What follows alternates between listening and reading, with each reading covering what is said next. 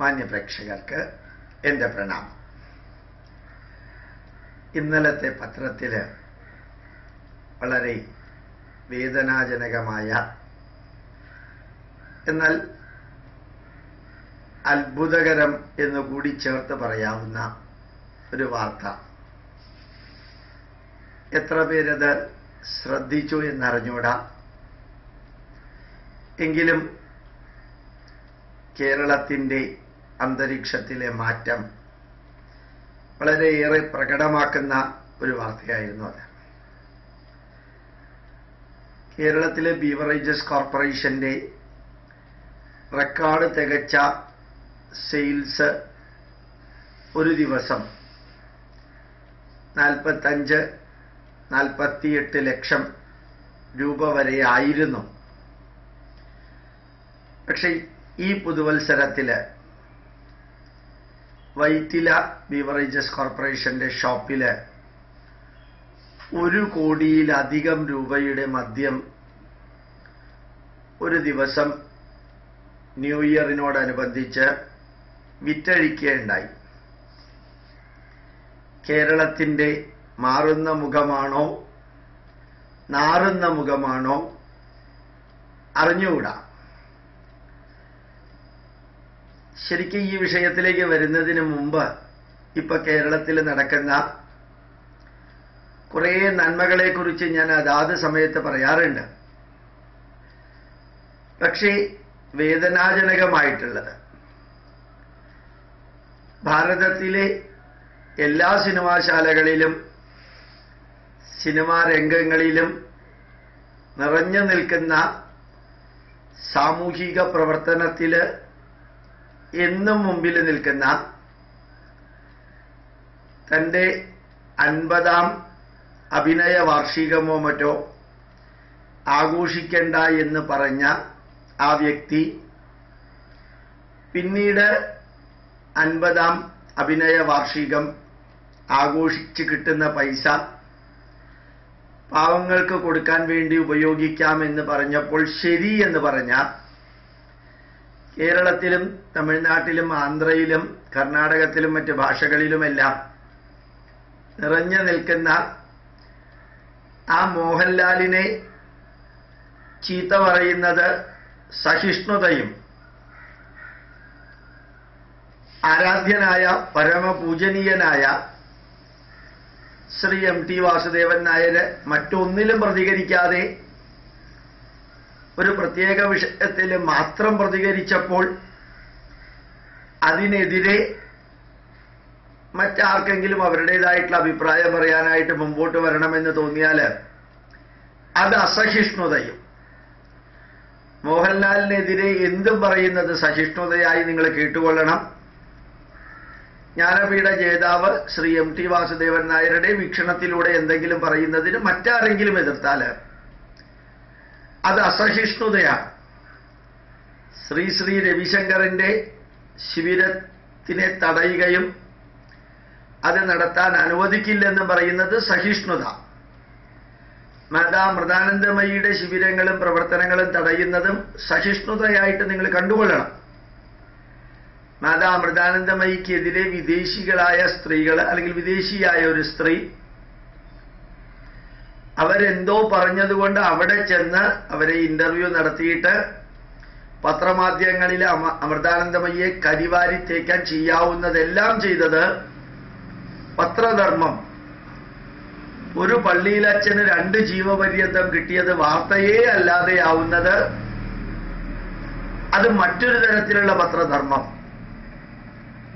ശങ്കരാചാര്യര് കാഞ്ചീപുരത്തെ ശങ്കരാചാര്യർക്കെതിരെ ഇല്ലാത്ത കെട്ടുകഥകളെല്ലാം പ്രചരിപ്പിക്കുന്നത് കൊലപാതകം നടത്തി അവിടുത്തെ അക്കൗണ്ടന്റിനെ അതിന് കൂട്ടുനിന്നു എന്ന് പറയുന്നത് പത്രധർമ്മം.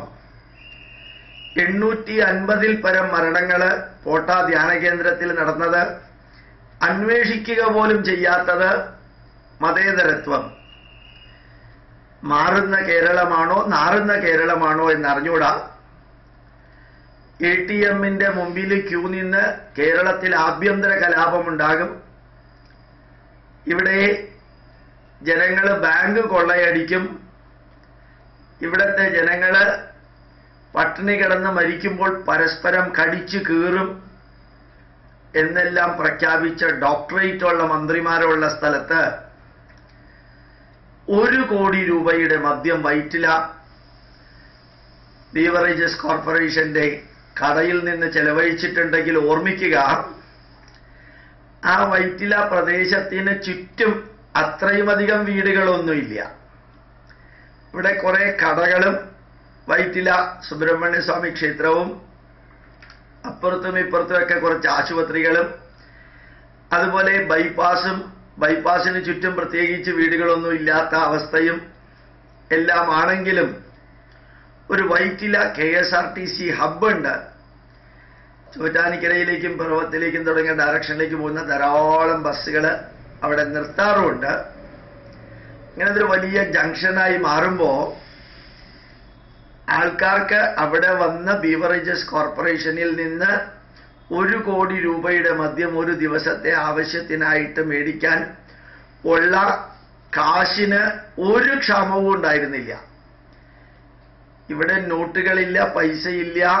ഡിമോണിറ്റൈസേഷൻ എന്ന 500-ന്റെയും 1000-ന്റെയും നോട്ട് പിൻവലിച്ചതോടുകൂടി കേരളം കത്തിക്കാളുന്നത് വൈറ്റില പോലെയുള്ള സ്ഥലത്തെ ബീവറേജസ് കോർപ്പറേഷനിലെ കടകളുടെ മുമ്പിലായിരുന്നു ഈ പൈസയുടെ ക്ഷാമമെങ്കിൽ ATMന്റെ ക്യൂവിൽ 15 പേര് നിന്നാൽ അതൊരു വിപ്ലവമാണ്. വേദനാജനകമായി എല്ലാ പാർട്ടികളും സാധാരണക്കാർക്ക് വേണ്ടി അട്ടഹസിക്കുന്നു. ബീവറേജസ് കോർപ്പറേഷന്റെ മുമ്പിൽ 1 കോടി രൂപയുടെ സാധനങ്ങൾ വിൽക്കണമെങ്കിൽ മിനിമം 1 കിലോമീറ്റർ ക്യൂ ഉണ്ടാവണം. ഒറ്റ ദിവസം കൊണ്ട് ഇത്രയും രൂപ വിൽക്കണമെങ്കിൽ, ഇത്രയും രൂപയ്ക്കുള്ള സാധനങ്ങൾ വിൽക്കണമെങ്കിൽ. അതിനെതിരെ ഒന്നും ഒരു പ്രശ്നവും ഇല്ല. അവർക്ക് പൈസയുടെ ക്ഷാമമില്ല, പരസ്പരം കടിച്ചു കയറുന്നില്ല, ആഭ്യന്തര കലാപം മദ്യം വാങ്ങിക്കുമ്പോൾ കിട്ടാത്തത് കൊണ്ടില്ല.